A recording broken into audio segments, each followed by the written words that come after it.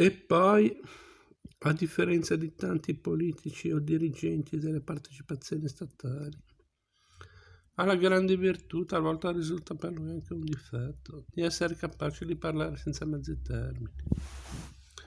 Come ha fatto nell'ottobre dell'83 quando, discutendo dei tagli della manodopera nel settore siderurgico, ha dichiarato: non ha senso chiedermi se i politici hanno il coraggio necessario. Dovreste chiedermi se ce l'ho io. Io andrò avanti con questi tagli perché sono convinto che il lavoro che ho assunto un anno fa di risanare li richiede, anche se sono spiacevoli. Non mi sono mosso di una virgola da quello che ho detto che avrei fatto. Ma esattamente che cosa ha fatto Prodi per cambiare il modo di procedere dell'industria statale? Sul fronte del bilancio ha compiuto un risanamento impressionante. Nell'83, il primo anno della presidenza Prodi, le perdite industriali superavano i 3.000 miliardi. A livello di gruppo, grazie alle banche, Banca Commerciale Italiana, Credito Italiano e Banca di Roma. L'IRI era poi tornato inutile e netto nell'86.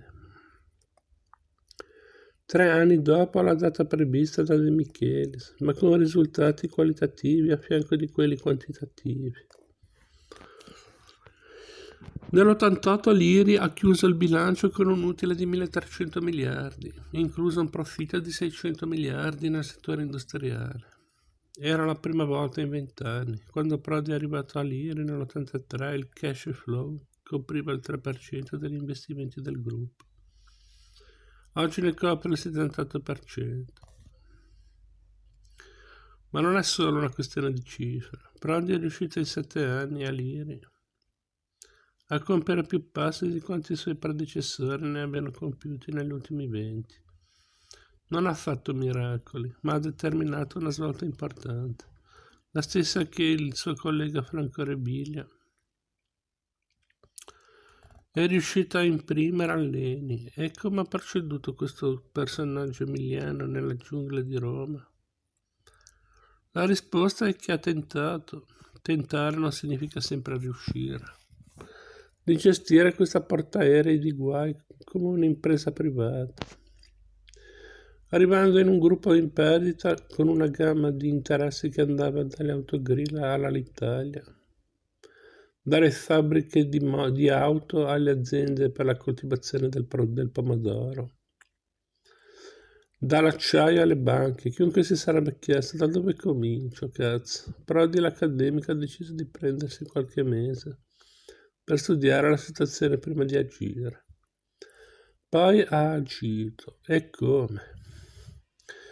Ha cominciato non dai singoli settori, ma a livello di gruppo, con una nuova politica per i manager e per la gestione del personale.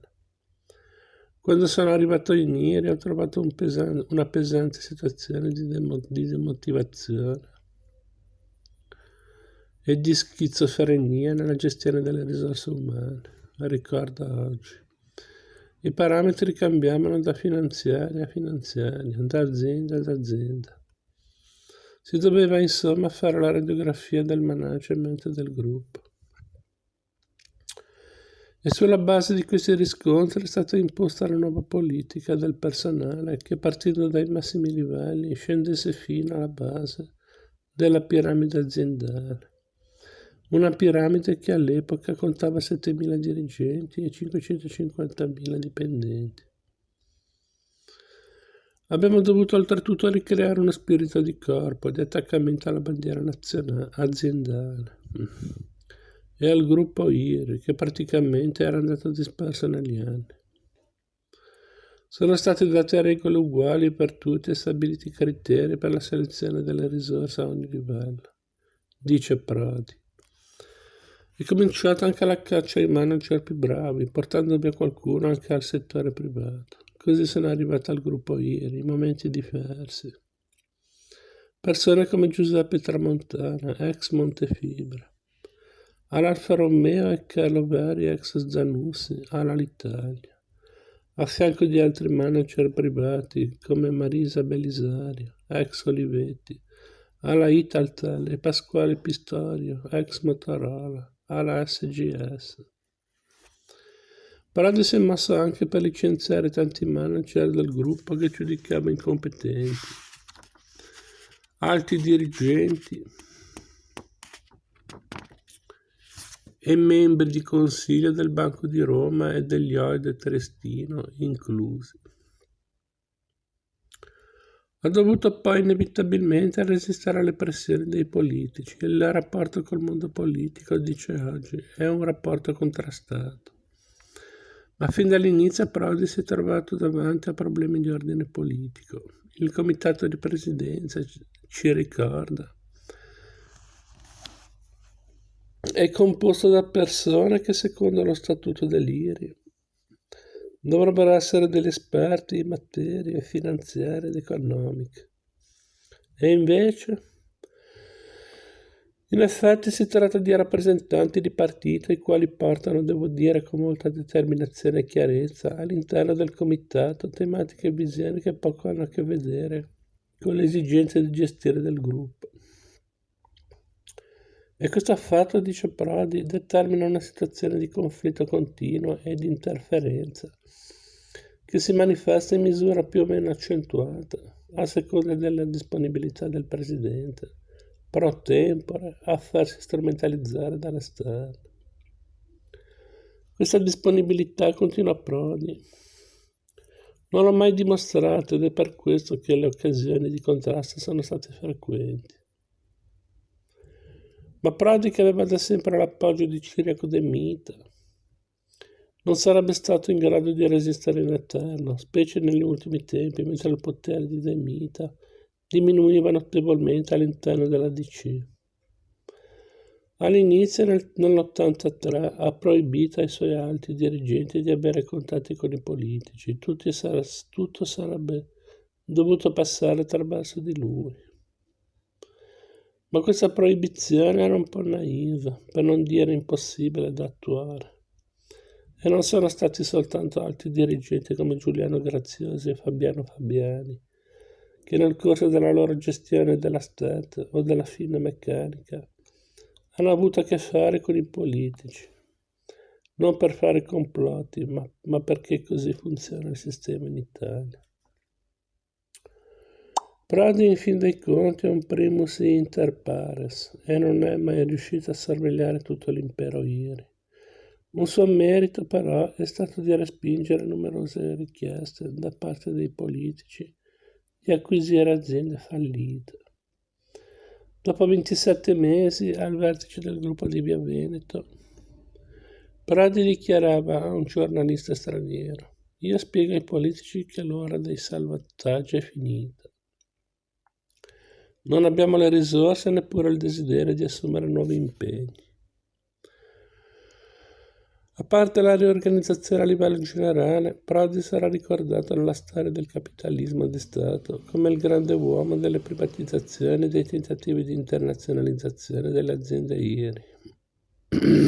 Anche qui la strada non è mai stata in discesa. Per il paffuto professore di Bologna. Sempre vincoli, sempre bombe a tempo. Spesso delle molotov politiche gettate verso di lui.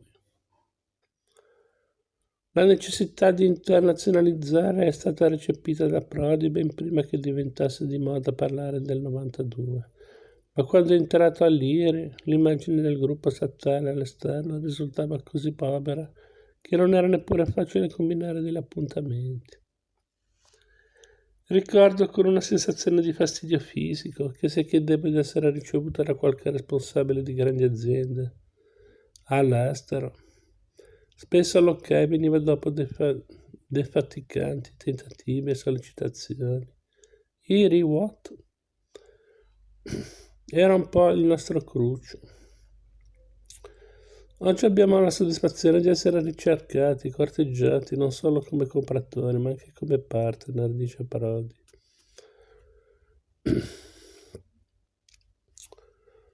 La mossa più importante circa l'internazionalizzazione è venuta verso la fine dell'epoca prodiana nell'89 con l'accordo alleanza tra la Stetta, l'Italtel e l'American Telephone and Telegraph, AT&T, il gigante delle telecomunicazioni. Prima di arrivare a questo ci sono stati però anni di trattative difficili e poi fallite per un accordo tra l'Italtel e la Telectra del gruppo Fiat, la creazione della Telit. Oggi Prodi ricorda che fra le cose che meno lo hanno soddisfatto in questi anni c'è il caso Telit, caduto quando la Fiat obiettò sulla scelta di Marisa Belisario come amministratore delegato e mosse accuse di ingerenza politica nell'intera vicenda. Prodi è oggi amareggiato dal fatto che, per usare le sue parole, non siamo riusciti a fare capire che la scelta della dottoressa Belisario era legata alle sue capacità professionali, documentate da anni di ottima gestione di aziende e non da ragioni di personali simpatie politiche.